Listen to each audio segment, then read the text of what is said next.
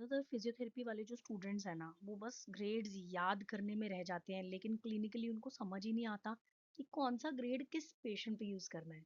So hello everyone, welcome back to the channel. आज हम लोग शोल्डर मोबिलाइजेशन के ग्रेड्स डिस्कस करने वाले हैं। अ, तो आइए शुरू करते हैं।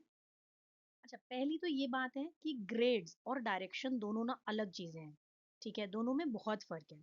आज हम लोग सिर्फ ना ग्रेड्स की बात करने वाले हैं, ना कि डायरेक्शन की।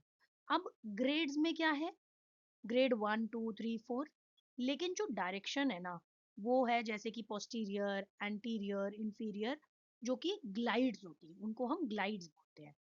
ठीक है, वो जो एक्सेसरी मूवमेंट है उसकी डायरेक्शन होती है। कॉनकेव कन्वेक्स रूल के हिसाब से जो हम अप्लाई करते हैं, वो सारी जो मूवमेंट्स हैं, वो हम जो डायरेक्शंस हैं, वो हम 4 ग्रेड्स में अप्लाई कर सकते हैं, जो कि है ग्रेड 1 2 3 एंड 4। तो इस वीडियो में हम बात करने वाले हैं सिर्फ ग्रेड्स की, ना कि डायरेक्शंस की। उसके लिए अलग वीडियो ऑलरेडी चैनल पे अपलोडेड है, आपको प्लेलिस्ट में मिल जाएगी, आप जाकर देख सकते हैं। तो बात कर लेते हैं कि मोबिलाइजेशन के ग्रेड्स क्लिनिकली इंपॉर्टेंट है क्यों। अब गलत ग्रेड अगर आपने चूज कर लिया ना, तो वो पेन कम करने की जगह बढ़ा देगा। ठीक है, बच्चे क्या करते हैं कि ग्रेड्स को ना याद कर लेते हैं, लेकिन उसकी एप्लीकेशन समझते ही नहीं है कि ग्रेड 1 2 3 4 लगाना कब है, क्यों है, कैसे है। रट्टा मार लेते हैं कि फ्रोजन शोल्डर का ये वाला स्टेज है, चलो ये कर देंगे। अब हर पेशेंट अलग है, हर पेशेंट पे ट्रीटमेंट भी अलग रहेगा। अगर इनकरेक्ट ग्रेड सिलेक्शन किया तो पेन बढ़ जाएगा, करेक्ट ग्रेड का सिलेक्शन किया तो उससे आउटकम इम्प्रूव हो जाएगा। क्लिनिकल रीजनिंग ज्यादा इंपॉर्टेंट है मेमोराइजेशन से। जो मैंने बोला कि रट्टा मारने से कुछ नहीं होगा, कि हमने तो रट्टा मार लिया जी। आपको क्लिनिकल रीजनिंग आनी चाहिए, पता होना चाहिए कि ये ग्रेड हम किस लिए, किस मूवमेंट के लिए, कैसे कंडीशन के लिए, एक्यूट फेज है, क्रॉनिक फेज है, किसके लिए यूज कर रहे हैं। अब जॉइंट मोबिलाइजेशन एग्जैक्टली है क्या? जॉइंट मोबिलाइजेशन एक पैसिव एक्सेसरी मूवमेंट है, जो कि थेरेपिस्ट अप्लाई करता है जॉइंट मैकेनिक्स को इम्प्रूव करने के लिए। It is a passive accessory movement applied to joint surfaces. करता थेरेपिस्ट ही है, सो दैट इम्प्रूव कर पाए हमारे जॉइंट के मैकेनिक्स को। अब ये जो है जॉइंट मोबिलाइजेशन, ये मेटलैंड कॉन्सेप्ट का पार्ट है, उस पे बेस्ड है, जिसका मेन काम क्या है कि पेन को कम कर सके और रेंज ऑफ मोशन को बढ़ा सके। ठीक है, मेटलैंड कॉन्सेप्ट का पार्ट है। इसका एम है पेन को कम करना, रेंज ऑफ मोशन बढ़ाना, आर्थ्रोकाइनेमेटिक्स को रिस्टोर करना। लेकिन ग्रेड सेलेक्ट करने से पहले हमें इरिटेबिलिटी को असेस कर लेना है, वो बहुत जरूरी है। सबसे इंपॉर्टेंट चीज है कि आपको कौन सा ग्रेड यूज करना है, ये चूज करना आना। अब सबसे इंपॉर्टेंट फैक्टर है इरिटेबिलिटी। इरिटेबिलिटी सबसे इंपॉर्टेंट चीज है। इरिटेबिलिटी का मतलब ये नहीं है कि पेशेंट कितना इरिटेट हो रहा है पेन से या अपनी प्रॉब्लम से। इरिटेबिलिटी का मतलब बेसिक ये है कि पेशेंट कितना सेंसिटिव है आपके टच से, आपके पेन से। तो अ, जो टिश्यू है, जो जॉइंट है, वो कितना अ, उस समय सेंसिटिव है, ये हमें इरिटेबिलिटी बताती है कि किस तरीके का पेन है, इंटेंसिटी क्या है पेन की, सिवियर है, और प्रोवोकेशन कितनी इजीली हो जाती है, मतलब हल्की सी मूवमेंट करी और पेन शुरू हो गया, या फिर एंड रेंज के बाद पेन शुरू होता है। ठीक है, जैसे अगर हाईली इरिटेबल है पेशेंट, तो बहुत ज़्यादा पेन होगा, और जैसी मूवमेंट शुरू करोगे पेन आ जाएगा, नाइट पेन होगा, मसल गार्डिंग होगी। लो इरिटेबल है तो पेन हल्का होगा, एंड रेंज पे ही आएगा और जल्दी से सेटल हो जाएगा पेन। तो इरिटेबिलिटी का बेसिकली मतलब ये है कि जॉइंट जो है वो कितना आपका सेंसिटिव है। ठीक है, तो don't think of it like कि पेशेंट कितना इरिटेटेड है, नहीं। तो कोई भी ग्रेड चूज करने से पहले हम असेस करेंगे इरिटेबिलिटी। अगर हाई इरिटेबिलिटी है तो आपका जो पेन है वो भी हाई होगा, मसल गार्डिंग भी होगी, और ये एक्यूट स्टेज में होता है। ठीक है, लो इरिटेबिलिटी के अंदर स्टिफनेस होगी, एंड रेंज रिस्ट्रिक्शन होगी, और ये क्रॉनिक स्टेज में होता है यूजुअली। ग्रेड सिलेक्शन जो है वो डिपेंड करता है इरिटेबिलिटी पे, डायग्नोसिस पे नहीं। ऐसा नहीं है कि इसको ये प्रॉब्लम है तो हमने ये ग्रेड चूज कर दिया। हमें देखना पड़ेगा इरिटेबिलिटी कितनी है, उसके बेसिस पे हम लोग ग्रेड को सिलेक्ट करेंगे। ठीक है, now coming to grade 1 mobilization. Grade 1 होता है small amplitude beginning range, small amplitude movement beginning of the range पे। इसका मेन काम क्या है हमारा, पेन रिलीफ। ठीक है, ग्रेड 1 हमें पेन रिलीफ देता है। क्या करता है ये कि मैकेनो रिसेप्टर्स को स्टिमुलेट कर देता है जिससे कि पेन का जो परसेप्शन है वो कम हो जाता है। ठीक है, मैकेनो रिसेप्टर्स पे एक्ट करता है जिसके कारण पेन मॉड्यूलेशन होता है, जो पेन का परसेप्शन है वो कम हो जाता है। जैसे हम लोग अर्ली फ्रोजन शोल्डर जिसमें बहुत ज्यादा पेन है उसमें ग्रेड 1 देते हैं। ठीक है, देन कमिंग टू ग्रेड 2।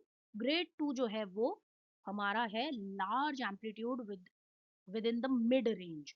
ठीक है, इससे पेन कम होता है, जो जॉइंट का न्यूट्रिशन है वो मेंटेन्ड रहता है। ठीक है, मॉडरेट इरिटेबिलिटी वाले पेशेंट में हम लोग ये यूज कर सकते हैं। मतलब पेशेंट जो है वो मूवमेंट टॉलरेट कर पा रहा है लेकिन पेन जो है वो मॉडरेट है। ठीक है, जैसे कि सब अक्यूट शोल्डर पेन। ग्रेड 3 की बात कर लेते हैं। ग्रेड 3 में large amplitude up to the end range, बिल्कुल एंड की रेंज तक लार्ज एम्पलीट्यूड जब हम दे सकते हैं, ये हम देते हैं रेंज ऑफ मोशन बढ़ाने के लिए। एंड लार्ज एम्पलीट्यूड मूवमेंट जो एंड रेंज तक है वहां तक मूवमेंट कर सकते हैं इजीली। जैसे कि फ्रोजन शोल्डर के उस स्टेज में जहां पर स्टिफनेस ज्यादा है दर्द से, वहां पे ग्रेड 3 हम इजीली दे सकते हैं।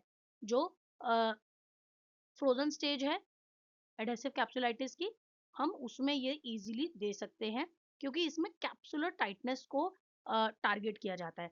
कैप्सुलर टाइटनेस पे वर्क करते हैं, इसमें पेन कम होता है लेकिन टाइटनेस या स्टिफनेस जो है वो ज्यादा होती है। ग्रेड 4 की बात कर लेते हैं। It is a small amplitude at end range. तो ग्रेड 4 जो है वो स्मॉल एम्पलीट्यूड मूवमेंट है, एंड रेंज पे अप्लाई होती है और स्पेशली टारगेट करती है ये टाइट कैप्सूल, जो कैप्सूल्स हैं उनको। तो ये क्या करेगी, जो टाइट कैप्सूल्स है उनको स्ट्रेच करेगी। क्रॉनिक स्टिफनेस वाले पेशेंट्स में हम लोग इसको यूज करते हैं।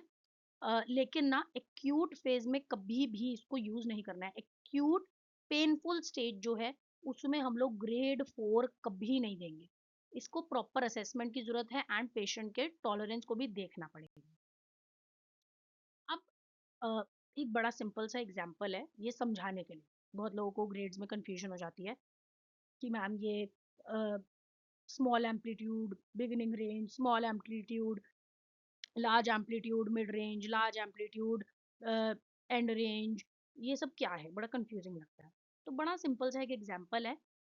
डोर का एक एग्जांपल ले लो। समझो कि एक डोर खोल रहे हो तुम, एक बहुत स्टिफ डोर है, तुम उसको खोल रहे हो। ठीक है, डोर जो है वो बड़ा पेनफुल है, स्टक है, and you won't push it fully immediately. आप तुरंत नहीं उसको पुश करोगे। तो तो आप इमेजिन करो मन में कि एक small gentle shake near the closed back position, वो ग्रेड 1 हो गया हमारा। ठीक है, फिर बिगर मूवमेंट बिफोर द रेजिस्टेंस। ठीक है, मतलब हल्का सा बड़ा मूवमेंट रेजिस्टेंस को हिट करे बिना, ग्रेड 2 हो गया आपका। फिर आपने दरवाजे को पूरा धक्का मारा ऑलमोस्ट पूरा खोलने के लिए, वो ग्रेड 3 हो गया। और लास्ट में जहां वो थोड़ा सा अटका, वहां पे आपने थोड़ा थोड़ा थोड़ा थोड़ा धक्का मारा और वो हो गया ग्रेड 4। एग्जैक्टली जॉइंट मोबिलाइजेशन वैसे ही वर्क करती है। ठीक है, अगर ये एग्जाम्पल याद रखोगे तो जॉइंट मोबिलाइजेशन कभी नहीं आप भूलने वाले, क्योंकि दरवाजे से आप याद रख रहे हो कि आपने इनिशियली स्मॉल जेंटल मूवमेंट्स करी, कि थोड़ा सा धक्का मारा, ग्रेड 1, थोड़ा बड़ा धक्का मारा लेकिन रेजिस्टेंस तक नहीं पहुंचे, ग्रेड 2, फिर आपने पूरा जोर लगा के धक्का मारा कि अब तो दरवाजा पूरा खुल जाएगा, ग्रेड 3, फिर एंड में थोड़ा थोड़ा थोड़ा स्ट्रेच किया जहां पे आपको पता है कि बस जरा सा बचा है, खुलने ही वाला है, वो हो गया ग्रेड 4। इमेजिन करो एंड समझ आ जाएगा आई थिंक।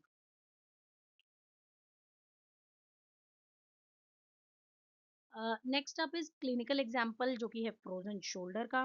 फ्रीजिंग स्टेज में हाई पेन होता है बहुत, तो उसमें हम लोग ग्रेड 1 या 2 यूज करते हैं, जो कि हमारी फर्स्ट स्टेज है फ्रीजिंग स्टेज।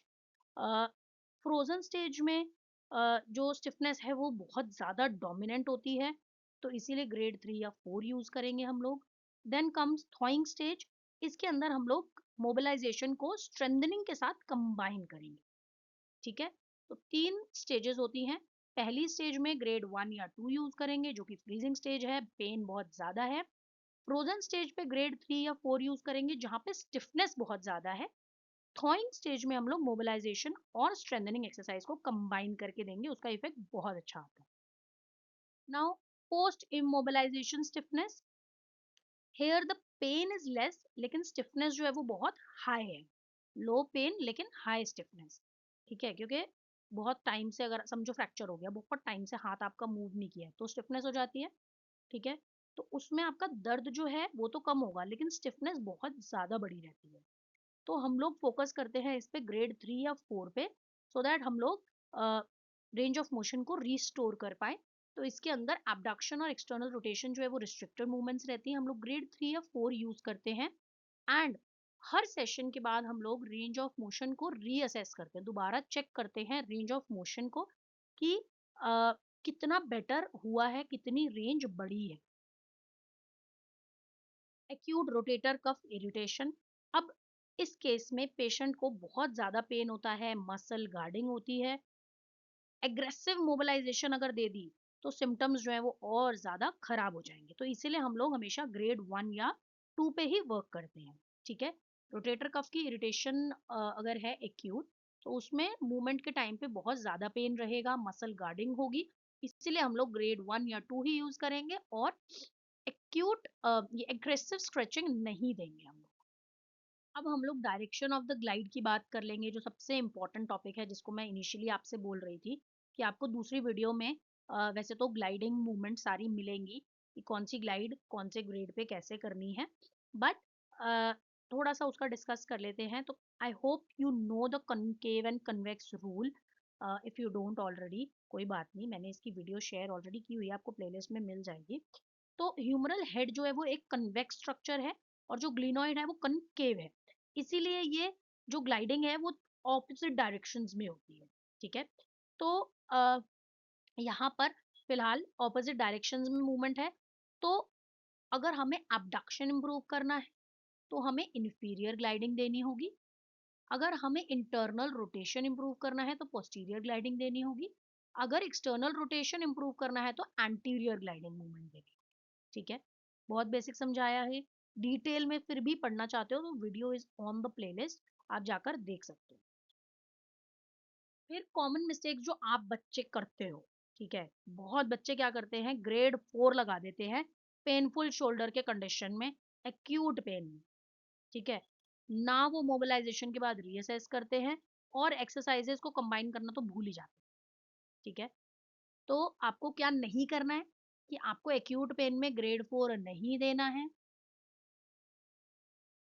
पेशेंट इरिटेबिलिटी को इग्नोर नहीं करना है, हर मोबिलाइजेशन के सेशन के बाद रीअसेस करना है, एंड एक्टिव एक्सरसाइज के साथ कंबाइन करना है मोबिलाइजेशन को।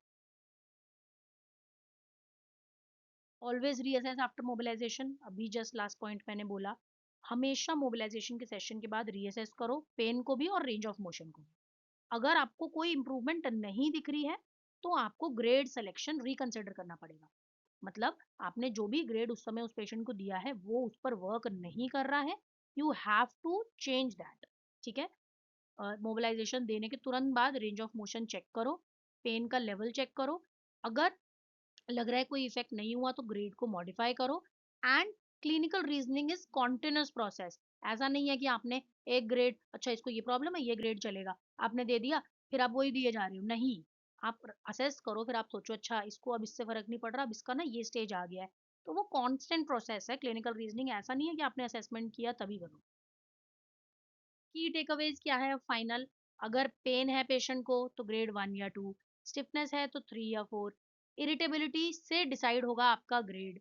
ठीक है, इरिटेबिलिटी कितनी है उसके हिसाब से आपका ग्रेड डिसाइड होगा। And mobilization plus exercise gives you the best result. Single एक चीज कराओगे तो नहीं होगा. ठीक है. If you find this helpful, let me know in the comments which topic you want next. Thank you for watching. Subscribe for more.